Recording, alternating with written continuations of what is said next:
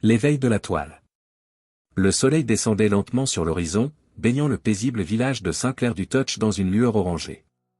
Les vieilles maisons de pierre, témoins silencieux de siècles d'histoire, projetaient des ombres allongées sur les ruelles pavées. C'était l'heure où le village s'apprêtait habituellement à s'endormir, mais ce soir-là, une tension inhabituelle flottait dans l'air. Marie Durand, une jeune restauratrice d'art aux cheveux auburn et aux yeux verts pétillants d'intelligence, marchait d'un pas vif sur les pavés usés. Son cœur battait la chamade, non pas à cause de sa marche rapide, mais en raison de l'appel urgent qu'elle venait de recevoir de son vieil ami, Antoine Lefebvre, le libraire du village. Alors qu'elle tournait au coin de la rue principale, la boutique d'Antoine apparut. C'était une vieille bâtisse en pierre, avec une devanture en bois peint d'un vert défraîchi. Des livres anciens s'entassaient derrière la vitrine poussiéreuse, promettant mille et une aventures à qui oserait franchir le seuil. Marie poussa la porte, faisant tinter la petite clochette suspendue au-dessus. L'odeur familière de vieux papier et de cuir tanné l'enveloppa immédiatement. Antoine, appela-t-elle, scrutant l'obscurité de la boutique. Marie. Dieu merci, tu es là, s'exclama Antoine en surgissant de l'arrière-boutique. C'était un homme d'une soixantaine d'années, aux cheveux gris en bataille et aux lunettes perpétuellement de travers sur son nez aquilin. Ses yeux bleus, habituellement rieurs, étaient ce soir-là emplis d'une excitation mêlée d'inquiétude. Tu ne croiras jamais ce que j'ai trouvé. Sans attendre de réponse, il saisit Marie par le bras et la conduisit dans l'arrière-boutique. La pièce était encombrée de piles de livres vacillantes et de vieux meubles recouverts de draps. Dans un coin, une grande toile recouverte d'un tissu attendait, mystérieuse. D'une main légèrement tremblante, Antoine saisit le bord du drap. Il hésita un instant, comme s'il redoutait ce qu'il allait révéler, puis d'un geste théâtral, il tira le tissu. Marie laissa échapper une exclamation de surprise. Devant elle se dressait un portrait saisissant d'une jeune femme. La toile semblait vibrer de vie, chaque coup de pinceau capturant avec une précision presque surnaturelle l'essence même du modèle. Mais ce qui frappa le plus Marie, ce fut le regard de la femme peinte. Ses yeux, d'un bleu profond, semblaient emplis d'une tristesse infinie, comme si elle portait le poids du monde sur ses épaules. « C'est impossible !» murmura Marie, s'approchant pour examiner la toile de plus près. Ses doigts effleurèrent la signature en bas à droite du tableau. « C'est un Marcellin Dufour. » Antoine hocha gravement la tête. « Oui, l'un des tableaux perdus du peintre maudit. » Un silence pesant s'abattit sur la pièce tandis que Marie et Antoine contemplaient la toile. L'histoire de Marcellin Dufour était bien connue dans la région, un peintre du XVIIIe siècle qui, selon la légende, aurait vendu son âme en échange d'un talent extraordinaire. Ses œuvres étaient réputées pour leur réalisme troublant, presque surnaturel. Mais la plupart avaient disparu au fil des siècles, devenant l'objet de mythes et de spéculations. Soudain, un frisson parcourut la pièce. Marie sentit les poils de sa nuque se hérisser. Était-ce son imagination, ou les yeux de la femme peinte venaient-ils de bouger, se tournant imperceptiblement vers eux? Un murmure, à peine audible, sembla s'élever dans l'air, comme un soupir lointain porteur de chagrin et de regret. Marie recula instinctivement, son cœur battant la chamade. « Antoine, dit-elle d'une voix tremblante, d'où vient ce tableau ?» Le vieil homme secoua la tête, l'air sombre. « Je l'ignore, Marie. Il était là ce matin, comme s'il était apparu de nulle part. J'ai ouvert la boutique comme d'habitude, et il était simplement, là. » Marie fronça les sourcils. Comment un tableau d'une telle importance pouvait-il apparaître ainsi, sans explication? Et pourquoi ici, dans cette petite librairie de Saint-Clair-du-Touch? Dehors, le vent se leva brusquement, faisant claquer les volets et gémir les vieilles poutres de la maison. Les ombres semblèrent s'allonger, comme si la nuit tombait plus vite que d'habitude. « Antoine, dit Marie, incapable de détacher son regard du tableau, je pense que nous devrions prévenir quelqu'un. Le musée, peut-être, ou... » Mais avant qu'elle ne puisse finir sa phrase, la flamme de la bougie qui éclairait la pièce vacilla violemment, plongeant un instant la pièce dans l'obscurité. Lorsque la lumière revint, Marie et Antoine échangèrent un regard inquiet. Quelque chose avait changé dans l'atmosphère, comme si une présence invisible s'était glissée dans la pièce avec eux. « Je crois, dit lentement Antoine, que nous venons de réveiller quelque chose qui aurait dû rester endormi. » La nuit était maintenant complètement tombée sur Saint-Clair-du-Touch. Mais avec l'obscurité, ce n'était pas le calme habituel qui s'installait sur le village. Au contraire, une tension palpable semblait monter, comme si le tableau nouvellement découvert n'était que le prélude à des événements bien plus troublants. Marie jeta un dernier regard au portrait de la femme mystérieuse. Pour un instant, elle crut voir une larme couler sur la joue peinte. Secouant la tête pour chasser cette image impossible, elle se tourna vers Antoine. « Nous devons en apprendre plus sur ce tableau, et vite, dit-elle avec détermination. J'ai le sentiment que nous n'avons pas beaucoup de temps. » Alors qu'ils quittaient l'arrière-boutique, laissant le tableau seul dans l'obscurité, ni Marie ni Antoine ne remarquèrent le léger mouvement de la main peinte, comme si la femme du portrait tentait de les retenir, de les avertir du danger qui s'éveillait. La nuit promettait d'être longue à Saint-Clair-du-Touch, et ce n'était que le début d'une série d'événements qui allaient bouleverser à jamais la tranquillité du petit village. Les murmures du passé. Le lendemain matin, un soleil pâle se levait sur Saint-Clair-du-Touch, ses rayons timides peinant à percer la brume inhabituelle qui enveloppait le village. Malgré l'heure matinale, une effervescence peu commune régnait dans les rues. Les villageois, d'ordinaire si paisibles, chuchotaient avec animation, échangeant regards inquiets et théories farfelues. Marie Durand, les traits tirés par une nuit sans sommeil, était assise à la terrasse du café central, observant ce ballet étrange. La nouvelle de la découverte du tableau s'était répandue comme une traînée de poudre, alimentant les rumeurs les plus folles. À ses côtés, Lucas Beaumont, un jeune journaliste local aux cheveux ébouriffés et au regard vif, prenait frénétiquement des notes sur un carnet déjà bien rempli. « C'est fascinant, dit Lucas, les yeux brillants d'excitation. Un tableau maudit du légendaire Marcellin Dufour, ici même à Saint-Clair-du-Touch. Tu te rends compte de l'importance de cette découverte, Marie ?» Marie hocha distraitement la tête, son esprit encore hanté par les événements de la veille. Le regard troublant de la femme du portrait, ce murmure à peine audible, cette sensation de présence invisible. Tout cela la perturbait bien plus qu'elle ne voulait l'admettre. « Oui, c'est certainement intéressant, répondit-elle enfin. Mais quelque chose ne colle pas, Lucas. Comment ce tableau a-t-il pu apparaître comme ça, sans explication? Et pourquoi maintenant? » Lucas haussa les épaules, son enthousiasme journalistique prenant le dessus sur toute considération rationnelle. Qui sait? C'est peut-être le destin. Ou alors, quelqu'un l'a caché pendant des années et a décidé de le révéler maintenant. Dans tous les cas, c'est une histoire en or. Marie s'apprêtait à répondre lorsqu'un cri perçant retentit depuis la boulangerie voisine. Madame Rousseau, la boulangère corpulente aux joues habituellement roses, sortit en trompe de sa boutique, le visage blanc comme un linge et les mains tremblantes. « Le pain » s'écria-t-elle, la voix brisée par l'effroi. « Il saigne. » Un murmure d'incrédulité parcourut la petite foule qui s'était rassemblée. Marie et Lucas échangèrent un regard avant de se précipiter vers la boulangerie, suivis de près par une dizaine de curieux. À l'intérieur, le spectacle était surréaliste. Sur les étagères en bois poli, les baguettes fraîchement cuites, normalement d'un doré appétissant, suintaient un liquide rouge foncé. L'odeur métallique du sang se mêlait à celle, habituellement réconfortante, du pain chaud, créant une atmosphère oppressante. « Ce n'est pas possible, murmura Marie, s'approchant lentement d'une des étagères. D'une main hésitante, elle toucha le liquide qui perlait sur une baguette. C'était chaud et visqueux, exactement comme du sang, confirma-t-elle, le cœur battant. C'est vraiment du sang. Lucas, lui, semblait partagé entre l'horreur et une excitation morbide.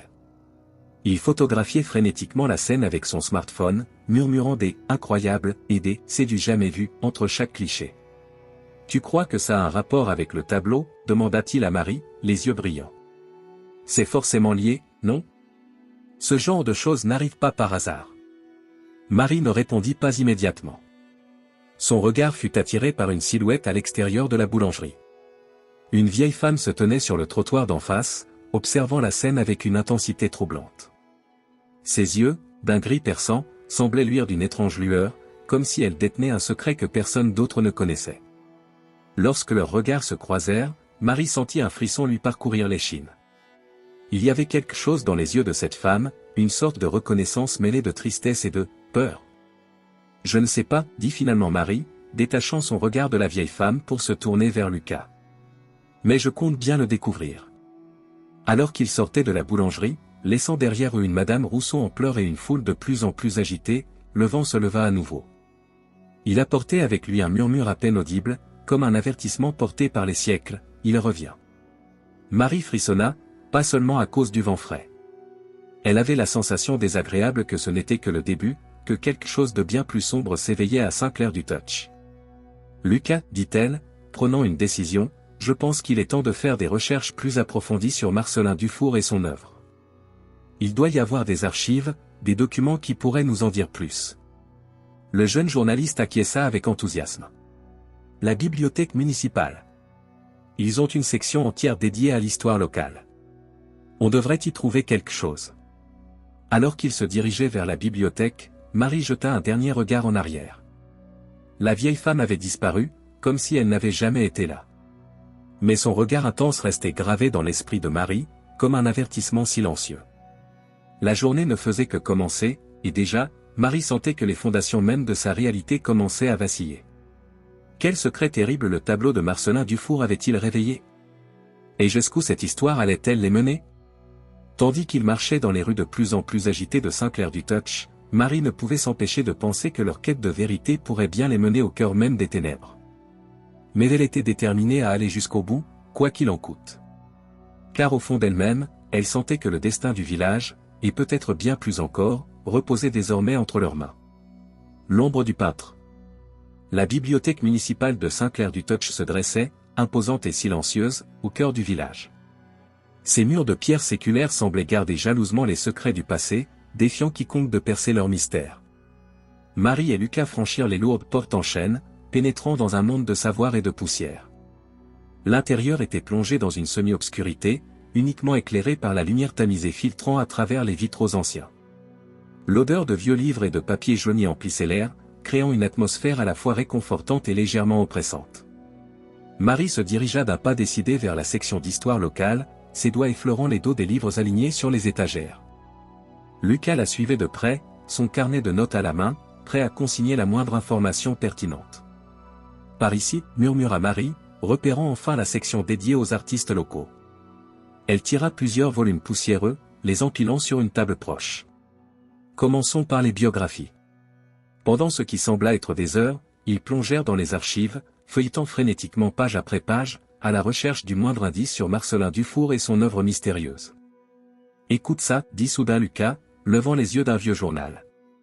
En 1750, plusieurs villageois ont affirmé avoir vu des « ombres dansantes » sortir des tableaux de Dufour lors d'une exposition. L'événement a été qualifié de « supercherie » par les autorités, mais... Marie hocha la tête, absorbée par sa propre lecture. Et ici, il est question de « couleurs vivantes » et de « portraits qui suivent du regard ». Les témoignages sont troublants, Lucas. Alors qu'ils continuaient leur recherche, Marie tomba sur une information qui la fit frissonner. Marcellin Dufour luait la voix basse, né en 1720, mort en « inconnu ». Elle fronça les sourcils, relisant le passage. Comment un peintre aussi talentueux et controversé pouvait-il avoir une date de mort inconnue? Il a disparu, dit soudain une voix derrière eux, les faisant sursauter. Marie se retourna brusquement. C'était la vieille femme qu'elle avait aperçue devant la boulangerie. De près, ses yeux gris semblaient encore plus perçants, comme s'ils pouvaient lire directement dans l'âme de Marie. « Je m'appelle Élise Dufour » dit-elle doucement, sa voix à peine plus forte qu'un murmure. « Marcellin était mon ancêtre. » Marie sentit un frisson lui parcourir l'échine. Lucas, lui, semblait avoir momentanément perdu l'usage de la parole, ses yeux écarquillés passant de Marie à Élise. « Que savez-vous sur lui » demanda Marie, essayant de garder une voix calme malgré le tumulte de questions qui se bousculaient dans son esprit. Élise s'assit lentement à leur table, ses mouvements empreints d'une grâce qui contrastait avec son apparence âgée. Marcellin n'était pas toujours le peintre de génie dont parlent les livres, commença-t-elle, sa voix prenant des accents de conte ancien. Il était un peintre médiocre, frustré par son manque de talent. Jusqu'au jour où... Elle s'interrompit, jetant un regard inquiet autour d'elle, comme si les murs eux-mêmes pouvaient les espionner. Jusqu'au jour où il a fait un pacte, reprit-elle dans un souffle. Un pacte avec des forces qu'il ne comprenait pas, ne pouvait pas comprendre. Lucas, qui avait retrouvé l'usage de la parole, ne put s'empêcher d'intervenir. Un pacte? Vous voulez dire, comme dans la légende? Il a vraiment vendu son âme? Élise eut un sourire triste. Les légendes ont souvent un fond de vérité, jeune homme. Marcellin a obtenu ce qu'il désirait le plus au monde, un talent extraordinaire. Ses tableaux sont devenus vivants. Trop vivants. Marie sentit un frisson lui parcourir l'échine. Elle repensa au regard hanté de la femme dans le portrait, à ce murmure qu'elle avait cru entendre. « Que voulez-vous dire par « trop vivant » demanda-t-elle, craignant déjà la réponse. Élise ouvrit la bouche pour répondre, mais à cet instant, un cri retentit depuis la rue. Marie, Lucas et Élise se précipitèrent à la fenêtre. Dehors, une scène surréaliste se déroulait. Les gens pointaient le ciel du doigt, leurs visages empreints de terreur et d'incrédulité. Le ciel, qui quelques instants plus tôt était d'un bleu limpide, avait pris une teinte rouge sang. Les nuages semblaient se tordre, formant des figures grotesques qui rappelaient étrangement les coups de pinceau tourmentés de Marcellin Dufour. « Ça commence » murmura Élise, son visage pâlissant. « La malédiction se réveille. » Marie se tourna vers elle, le cœur battant. « Quelle malédiction ? Élise, vous devez tout nous dire. » Mais lorsqu'elle se retourna, Élise avait disparu, aussi soudainement qu'elle était apparue. Marie et Lucas échangèrent un regard inquiet, puis reportèrent leur attention sur la scène apocalyptique qui se déroulait à l'extérieur. Dans la rue, la panique montait. Des gens couraient dans tous les sens, certains se réfugiant dans les maisons, d'autres pointant le ciel en criant. Le vent s'était levé, faisant claquer les volets et tourbillonner les feuilles mortes dans un balai macabre. Marie sentit soudain le poids de la responsabilité peser sur ses épaules. Elle avait été la première à voir le tableau, à ressentir son pouvoir étrange. D'une manière ou d'une autre, elle était liée à ces événements, et elle devait comprendre ce qui se passait avant qu'il ne soit trop tard. « Lucas, dit-elle, sa voix tremblante mais déterminée, nous devons retourner voir le tableau. Je crois que c'est la clé de tout ça. » Le jeune journaliste acquiesça, son visage habituellement jovial maintenant grave. « Je te suis, Marie. Quoi qu'il arrive. » Alors qu'il s'apprêtait à quitter la bibliothèque, Marie jeta un dernier regard aux livres étalés sur la table. Les secrets de Marcellin Dufour étaient encore là, enfouis dans ces pages jaunies par le temps. Mais le temps, justement, leur manquait. Dehors, le ciel continuait de s'assombrir, comme si la nuit tombait en plein jour. L'air était chargé d'électricité, et Marie pouvait presque sentir la présence de quelque chose d'ancien et de terrible qui s'éveillait. Tandis qu'il courait dans les rues de Saint-Clair-du-Touch, se dirigeant vers la librairie d'Antoine où le tableau les attendait, Marie ne pouvait s'empêcher de penser aux paroles d'Élise. La malédiction se réveille. Quel terrible secret le pinceau de Marcellin Dufour avait-il capturé sur sa toile? Et surtout, comment pouvaient-ils espérer arrêter quelque chose qui semblait dépasser l'entendement? Le temps pressait, et Marie sentait que les réponses à leurs questions se trouvaient dans ce regard hanté de la femme du portrait. Mais à quel prix ces réponses viendraient-elles? Et serait-il prêt à payer ce prix pour sauver Saint-Clair-du-Touch, et peut-être le monde, de la malédiction de Marcellin Dufour? Les toiles vivantes. Le musée local de Saint-Clair-du-Touch, habituellement un havre de paix et de culture, était ce jour-là le théâtre d'une agitation sans précédent. Une foule dense et nerveuse se pressait devant ses portes, chacun espérant apercevoir le mystérieux tableau de Marcellin Dufour qui avait été transféré là pour être étudié et préservé. Marie et Lucas se frayèrent un chemin à travers la masse compacte, leur cœur battant la chamade. L'atmosphère était électrique, chargée d'une tension palpable qui semblait faire vibrer l'air lui-même. « C'est de la folie » murmura Lucas, son regard balayant la foule. Ses yeux, habituellement pétillants d'enthousiasme journalistique, reflétaient maintenant une inquiétude grandissante. Tout le monde parle de tableaux qui bougent, de voix qui murmurent. « Marie, dans quoi nous sommes-nous embarqués ?» Marie ne répondit pas immédiatement. Son attention était focalisée sur les portes du musée, qu'il venait enfin d'atteindre.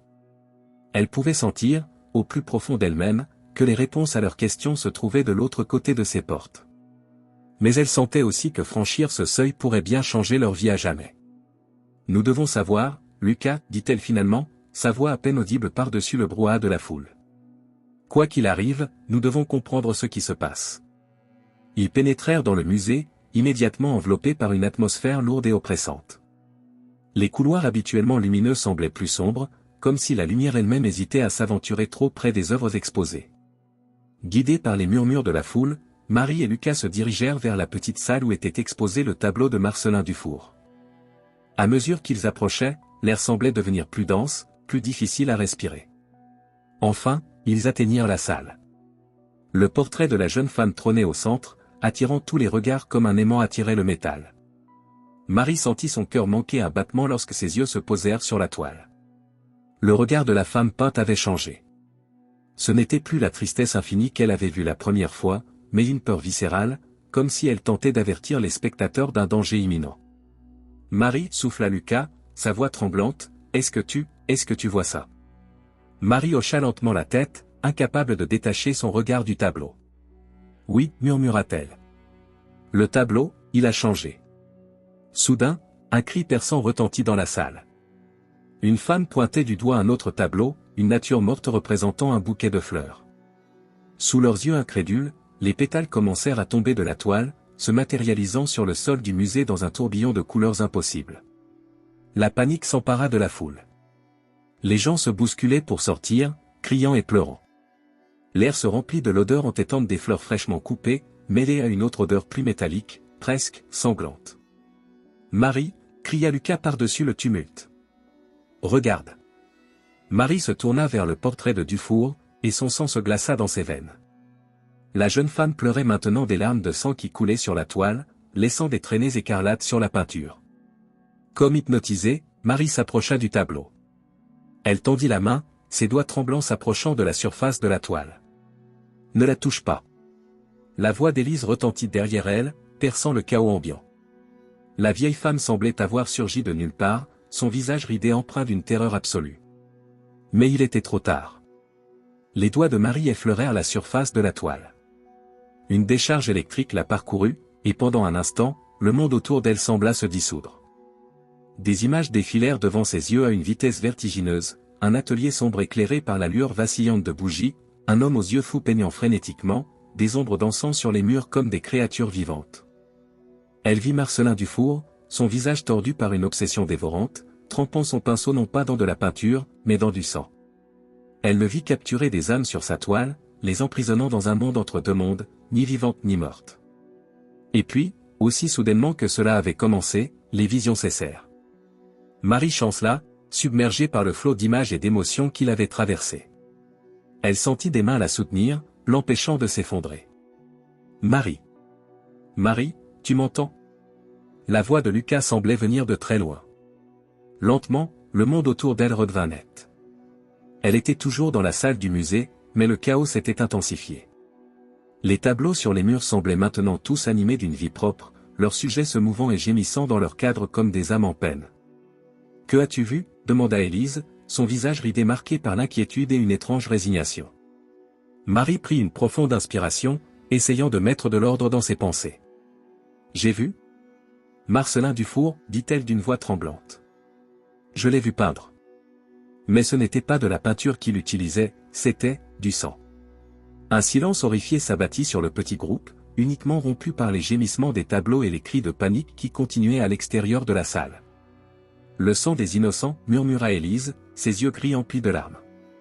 C'est ainsi qu'il a obtenu son pouvoir. En sacrifiant des vies pour donner vie à ses œuvres. Lucas, qui avait jusqu'alors gardé un semblant de calme journalistique, sembla enfin réaliser l'ampleur de la situation. Mais c'est impossible, balbutia-t-il. Ce ne sont que des peintures, des pigments sur une toile. Comment peuvent-elles être vivantes? Élise secoua tristement la tête. La magie noire ne connaît pas les limites de la raison, jeune homme. Marcelin a ouvert une porte qu'il n'aurait jamais dû ouvrir, et maintenant, nous en payons tout le prix. Un cri plus fort que les autres attira leur attention. Au centre de la salle, le portrait de la jeune femme semblait maintenant se déformer, comme si elle essayait de s'extraire de la toile. Ses mains, auparavant posées sagement sur ses genoux, grattaient maintenant la surface du tableau, laissant des traînées sanglantes. « Il faut faire quelque chose !» s'exclama Marie, sentant la panique monter en elle. « Nous ne pouvons pas laisser cela continuer. » Élise posa une main sur son bras, son contact étrangement apaisant malgré la situation.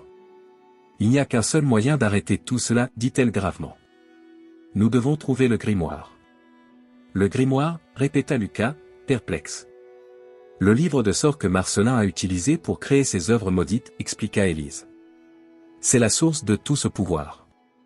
Si nous le trouvons et le détruisons, nous pourrons peut-être mettre fin à cette folie. Marie hocha la tête, sentant un nouvel espoir naître en elle.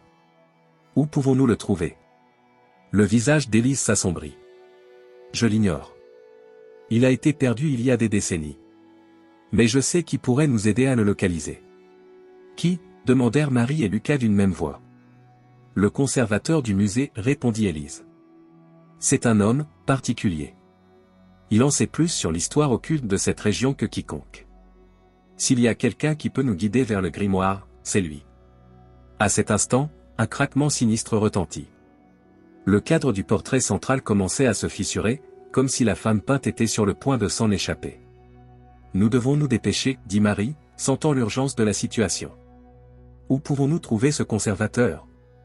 Élise pointa du doigt un couloir sombre au fond de la salle. Son bureau est par là.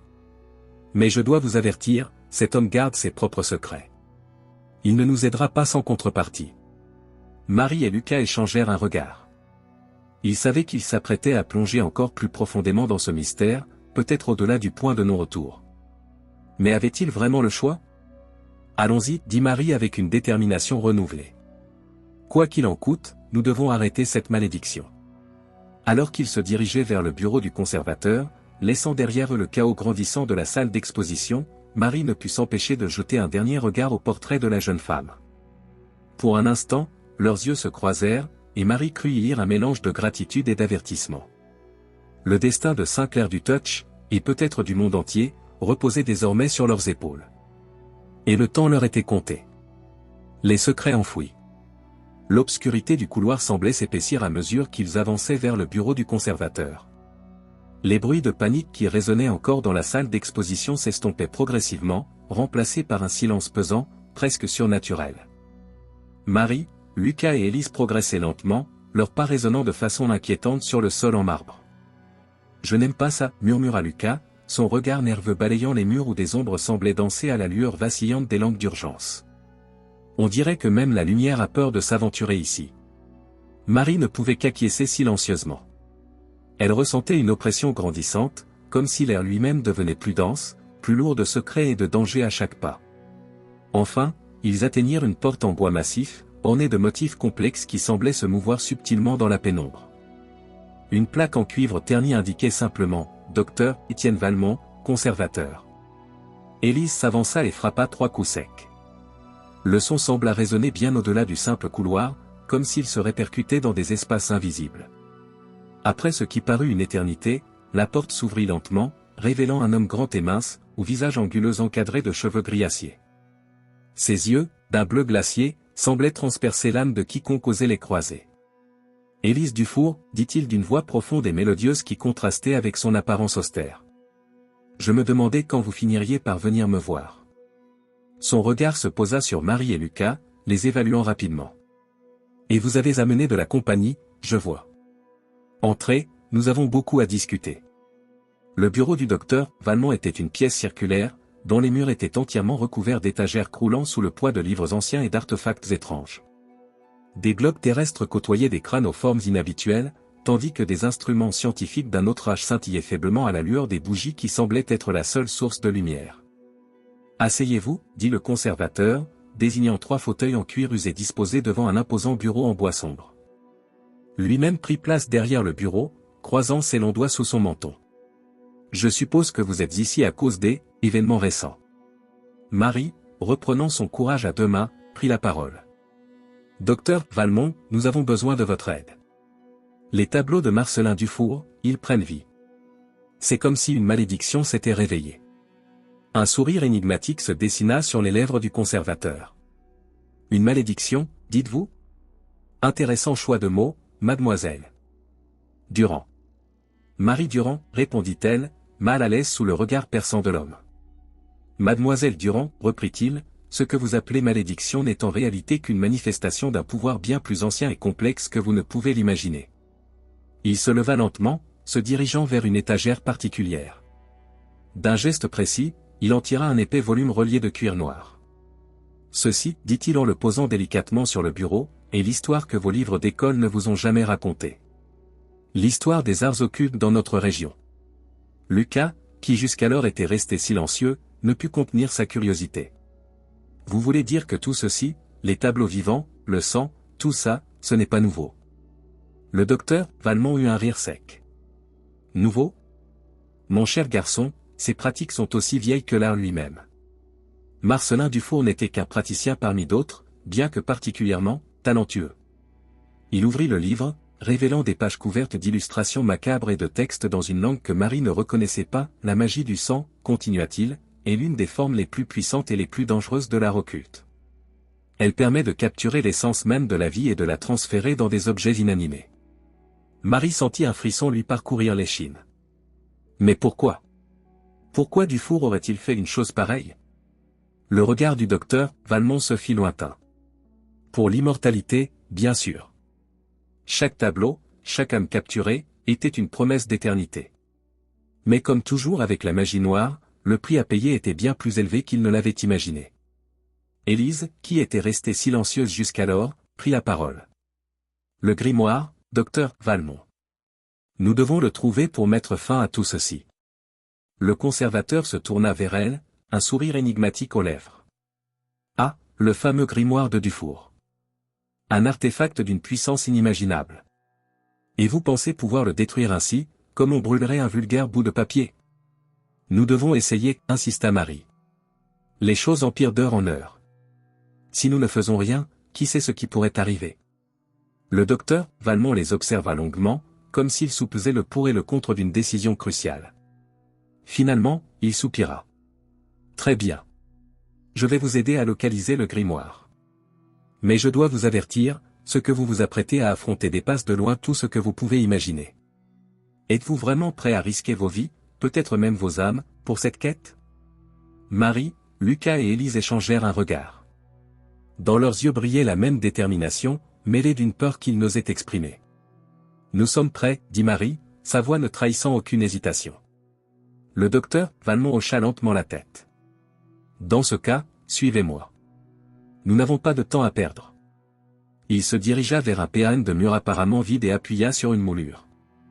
Un mécanisme secret s'enclencha, révélant un passage étroit qui s'enfonçait dans les profondeurs du musée. Alors qu'il s'apprêtait à s'engager dans ce couloir sombre, un bruit assourdissant retentit, faisant trembler les murs. Des cris de terreur leur parvinrent depuis la salle d'exposition.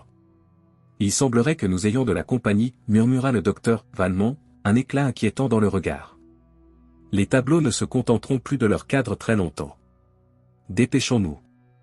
Et sur ces paroles peu rassurantes, ils s'enfoncèrent dans les entrailles du musée, ignorant ce qui les attendait mais sachant que le sort de Saint-Clair du Touch, et peut-être du monde entier, reposait sur leurs épaules. La confession d'Élise. Le passage secret s'enfonçait dans les profondeurs du musée, l'air devenant de plus en plus froid et humide à mesure qu'il progressait. Les murs suintaient d'une substance visqueuse que Marie préférait ne pas identifier, et l'écho de leurs pas résonnait de façon inquiétante dans l'obscurité. Le docteur Valmont ouvrait la marche, une lanterne antique à la main projetant des ombres dansantes sur les parois. Après ce qui sembla une éternité, ils débouchèrent dans une vaste salle circulaire. Des étagères chargées de livres et d'artefacts étranges couvraient les murs du sol au plafond. Au centre se dressait une table en pierre, sur laquelle reposait un objet recouvert d'un drap noir. Bienvenue dans la véritable collection du musée, annonça le docteur Valmont, un sourire énigmatique aux lèvres. Ici reposent les secrets que le monde n'est pas prêt à connaître. Marie, Lucas et Élise observaient la salle avec un mélange de fascination et d'appréhension. L'air était chargé d'une énergie étrange, presque palpable. Le grimoire, murmura Élise, son regard fixé sur l'objet dissimulé. Il est ici, n'est-ce pas? Le docteur Valmont hocha lentement la tête. En effet. Mais avant que nous ne l'examinions, je pense qu'il est temps pour vous, Élise, de dire toute la vérité à nos jeunes amis. Marie et Lucas se tournèrent vers la vieille femme, dont le visage s'était soudain assombri. Élise prit une profonde inspiration, comme si elle se préparait à soulever un poids immense. Ce que je vais vous dire, commença-t-elle, sa voix à peine plus forte qu'un murmure, n'a jamais été révélé à personne en dehors de ma famille. Elle s'approcha d'une des étagères, effleurant du bout des doigts un portrait ancien. Le visage qui y était représenté ressemblait étrangement à celui d'Élise, en plus jeune. Marcellin Dufour n'était pas seulement mon ancêtre, poursuivit-elle.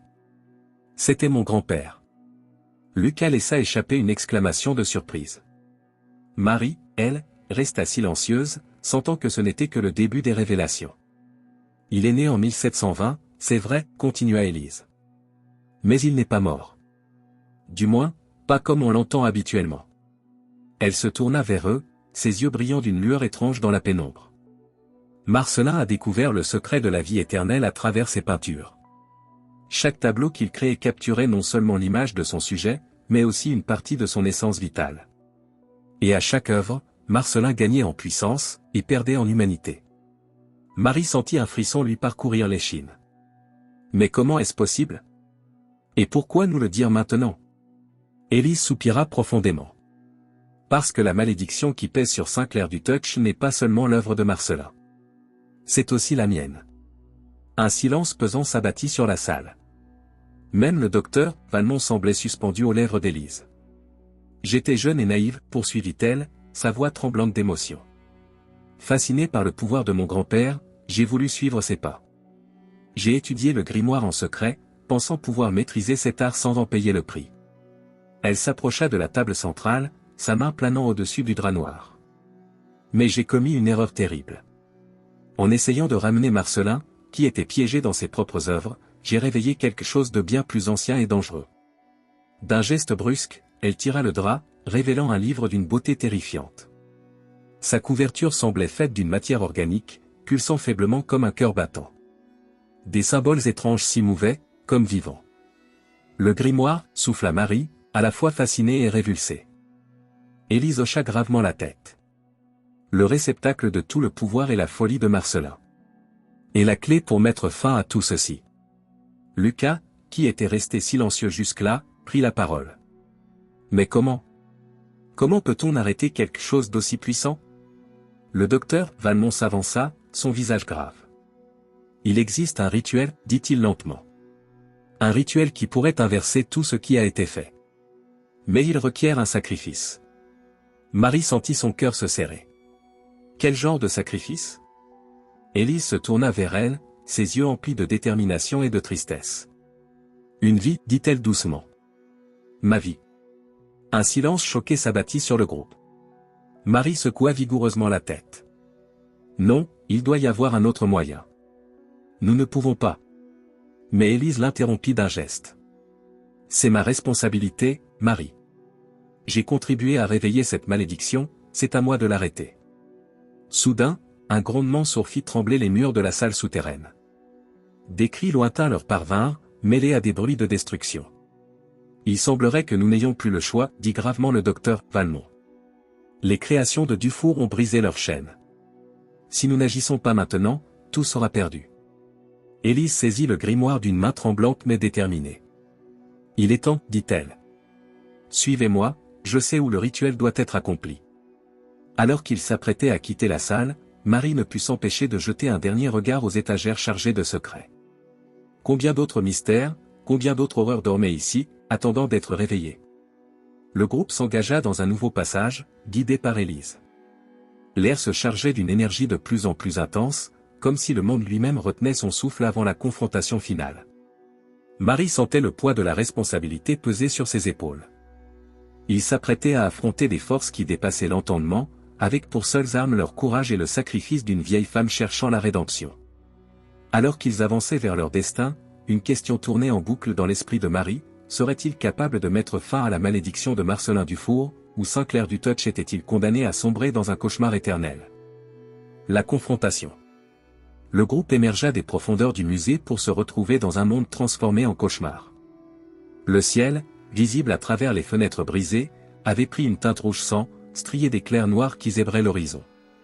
Les rues de Sinclair du Touch étaient devenues un champ de bataille surréaliste où des créatures sorties tout droit des tableaux de Marcelin Dufour semaient le chaos. Marie, Lucas, Élise et le docteur Valmont se frayèrent un chemin à travers les débris, évitant les figures spectrales qui flottaient dans l'air, leurs visages tordus de douleur et de rage. Le grimoire, serré contre la poitrine d'Élise, pulsait d'une lueur malsaine, comme s'il se nourrissait de la terreur ambiante. « Où allons-nous » cria Lucas par-dessus le hurlement du vent et les cris des villageois terrifiés. « À l'église » répondit Élise, sa voix portant étrangement malgré le tumulte.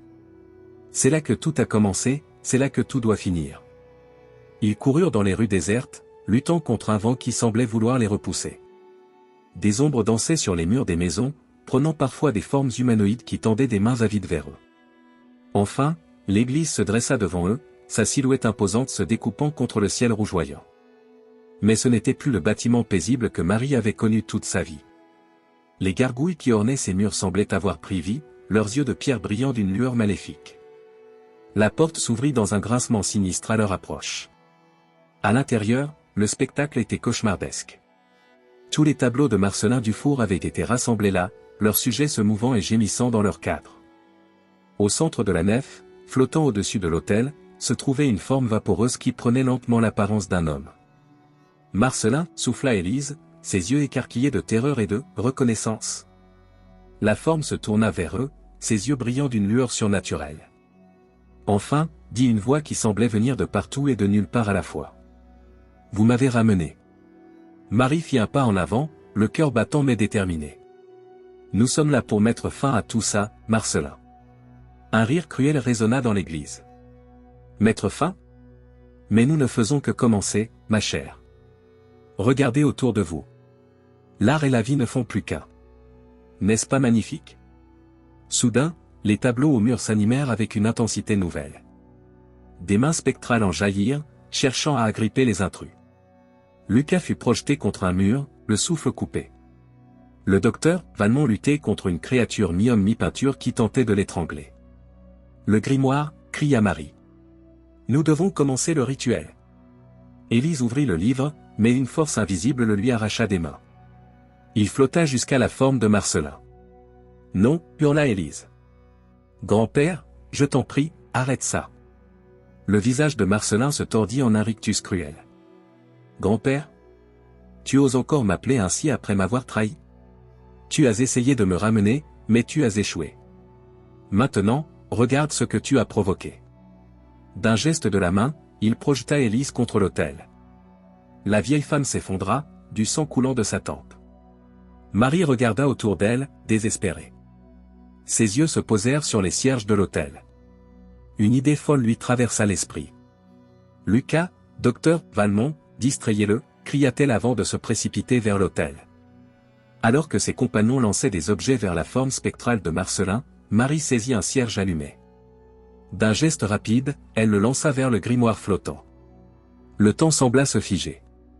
Le cierge tournoya dans les airs, sa flamme vacillante. Et heurta le grimoire dans une explosion de lumière aveuglante. Un hurlement inhumain emplit l'église alors que le livre s'embrasait, ses pages noircissant et se recroquevillant. Non, rugit la voix de Marcelin, sa forme spectrale se contorsionnant de douleur.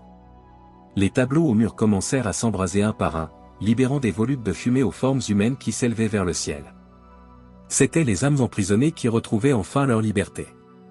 Au centre de l'église, la forme de Marcelin semblait se déchirer.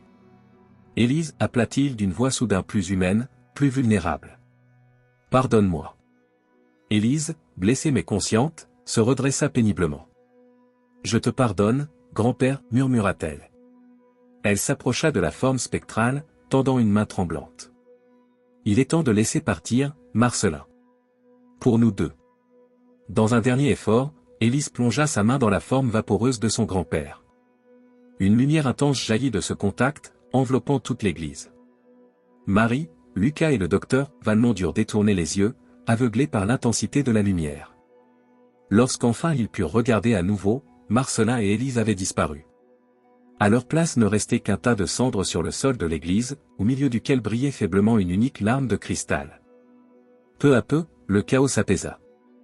Les flammes qui avaient consumé les tableaux s'éteignirent d'elles-mêmes, ne laissant que des cadres vides et noircis. Le grimoire n'était plus qu'un tas de cendres fumantes. Marie, épuisée, s'effondra sur un banc. Lucas s'assit à côté d'elle, passant un bras autour de ses épaules. C'est fini, dit-il doucement. Le docteur Valmont s'approcha, son visage marqué par la fatigue mais aussi par un étrange respect. Vous avez réussi, dit-il. Vous avez libéré non seulement le village, mais aussi toutes ces âmes, y compris celles de Marcelin et d'Élise. Marie regarda par la fenêtre. Dehors, l'aube se levait sur Saint-Clair-du-Touch. Le ciel avait retrouvé sa couleur normale, et une douce lumière dorée baignait le village, comme si la nature elle-même célébrait la fin du cauchemar. Que va-t-il se passer maintenant, demanda Lucas, sa voix trahissant à la fois le soulagement et l'inquiétude. Le docteur Valmont soupira profondément, son regard balayant l'église dévastée. Nous reconstruisons, dit-il simplement. Nous guérissons. Et surtout, nous n'oublions pas. Marie se leva lentement, ses jambes encore tremblantes. Elle s'approcha de l'endroit où Élise et Marcelin avaient disparu. S'agenouillant, elle ramassa délicatement la larme de cristal qui brillait parmi les cendres. Qu'est-ce que c'est, demanda Lucas, s'approchant pour mieux voir. Je pense, répondit Marie d'une voix douce, que c'est le dernier vestige de leur histoire. Une larme de regret, de pardon, et peut-être d'espoir. Le docteur Valmont hocha gravement la tête. L'art de Marcellin était né de la douleur et de l'obsession. Peut-être est-il temps de créer un nouvel art, né de l'amour et de la rédemption. Ils sortirent lentement de l'église, clignant des yeux dans la lumière du matin. Les premiers villageois commençaient à sortir de leur maison, les hagards, comme s'ils s'éveillaient d'un long cauchemar. Marie serra la lame de cristal dans sa main, sentant sa douce chaleur. Elle savait que le chemin serait long. Il faudrait expliquer, rassurer, reconstruire. Mais pour la première fois depuis la découverte du tableau maudit, elle sentait l'espoir renaître en elle. « Venez, dit-elle à Lucas et au docteur Valmont. Nous avons une histoire à raconter, et un nouveau chapitre à écrire. » Ensemble, ils descendirent les marches de l'église, prêts à affronter l'avenir. Le soleil montait dans le ciel, chassant les dernières ombres de la nuit. Saint-Clair du Touch s'éveillait à une nouvelle ère, marquée par la connaissance des secrets du passé et la promesse d'un avenir meilleur. Marie savait que les événements de cette nuit resteraient à jamais gravés dans sa mémoire et dans celle du village. La malédiction de Marcellin Dufour avait pris fin, mais son héritage perdurerait. Non plus comme une menace, mais comme un avertissement et une leçon sur le pouvoir de l'art, les dangers de l'obsession, et l'importance du pardon. Alors qu'ils marchaient dans les rues qui commençaient à s'animer, Marie réalisa que leur aventure, aussi terrifiante qu'elle ait été, n'était que le début. Il y aurait d'autres mystères à résoudre, d'autres histoires à découvrir. Mais cette fois, ils seraient préparés, forts des leçons apprises et des liens forgés dans l'adversité. Le village avait changé, et eux aussi. Ils étaient désormais les gardiens d'un secret, les protecteurs d'un équilibre fragile entre le monde visible et l'invisible. Et tandis que la vie reprenait son cours à Saint-Clair du Touch, Marie, Lucas et le docteur Valmont savaient qu'ils resteraient vigilants, prêts à affronter tout ce que l'avenir pourrait leur réserver. La larme de cristal brillait doucement dans la main de Marie, un rappel constant que même dans les ténèbres les plus profondes, une lueur d'espoir peut toujours être trouvée. Et c'est avec cette pensée réconfortante qu'ils s'engagèrent dans cette nouvelle journée, la première d'une ère où l'art ne serait plus une malédiction, mais une célébration de la vie dans toute sa complexité et sa beauté. Rédemption et renouveau. Les jours qui suivirent la nuit fatidique furent empreints d'une atmosphère surréaliste à Saint-Clair du Touch. Le village, encore secoué par les événements inexplicables qu'il avait vécus, oscillait entre le soulagement d'avoir échappé à un destin funeste et l'incrédulité face à ce qui s'était réellement passé. Marie, Lucas et le docteur Valmont se retrouvèrent au cœur de la reconstruction, tant physique que morale, de la communauté. Chaque jour apportait son lot de défis, de questions sans réponse et de souvenirs troublants à apaiser. Un matin, alors que le soleil se levait sur un Saint-Clair du Touch en pleine effervescence, Marie se tenait devant la façade restaurée du musée local. Les vitrines, autrefois remplies des œuvres macabres de Marcellin Dufour, affichaient maintenant une collection éclectique d'art local, vibrant de couleurs et de vie. « C'est étrange, dit Lucas, rejoignant Marie devant le musée.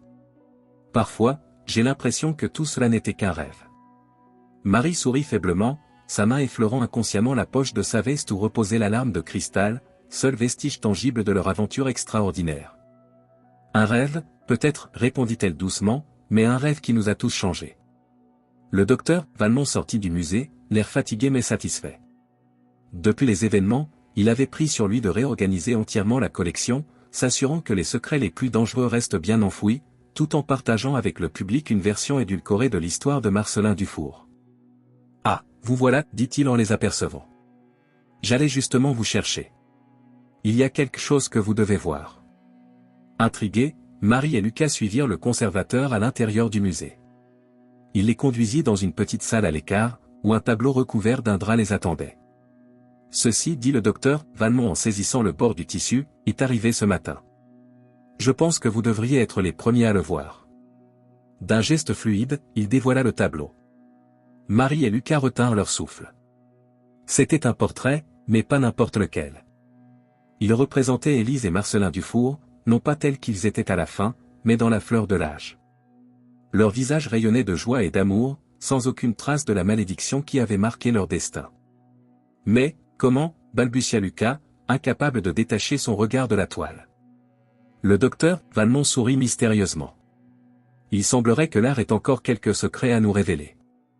Ce tableau est apparu dans les réserves ce matin, sans aucune explication. Marie s'approcha, fascinée. La technique était indéniablement celle de Marcellin Dufour, mais il y avait quelque chose de différent. Les couleurs étaient plus vives, plus joyeuse. Et surtout, les yeux des personnages semblaient vivants, non pas d'une vie volée, mais d'une vie pleinement vécue et célébrée. C'est magnifique, murmura-t-elle, sentant des larmes lui monter aux yeux. Je pense, dit doucement le docteur Valmont, que c'est leur façon de nous dire au revoir, et merci. Un silence empreint d'émotion s'installa dans la petite salle. Chacun méditait sur le chemin parcouru, les épreuves traversées et les leçons apprises. Finalement, Marie prit la parole. « Que faisons-nous maintenant » demanda-t-elle, son regard passant du tableau à ses compagnons. Le docteur Valmont posa une main sur son épaule. « Nous continuons, Marie. Nous préservons la mémoire de ce qui s'est passé, nous apprenons de nos erreurs, et nous veillons à ce que l'art reste ce qu'il doit être, une célébration de la vie, par un moyen de la capturer ou de la contrôler. » Lucas acquiesça vigoureusement. « Et nous restons vigilants. Qui sait quels autres secrets Sinclair du Touch ou le monde peuvent encore cacher ?» Marie sourit, sentant une détermination nouvelle naître en elle. « Vous avez raison, tous les deux. Notre aventure ne fait que commencer. » Alors qu'ils quittaient la salle, jetant un dernier regard au portrait d'Élise et Marcelin, Marie sentit la larme de cristal pulser doucement dans sa poche. C'était un rappel constant que la magie, qu'elle soit bonne ou mauvaise, faisait toujours partie de ce monde. Et il leur incombait désormais de s'assurer qu'elle soit utilisée pour créer, non pour détruire. Les jours suivants virent Sinclair du Touch renaître de ses cendres. Le musée organisa une exposition spéciale célébrant l'art local, mettant en lumière la créativité et la résilience de la communauté. Marie, avec l'aide de Lucas et du docteur Valmont, mit en place des ateliers pour encourager les jeunes artistes, s'assurant que l'héritage de Marcelin Dufour serve de leçon plutôt que de malédiction.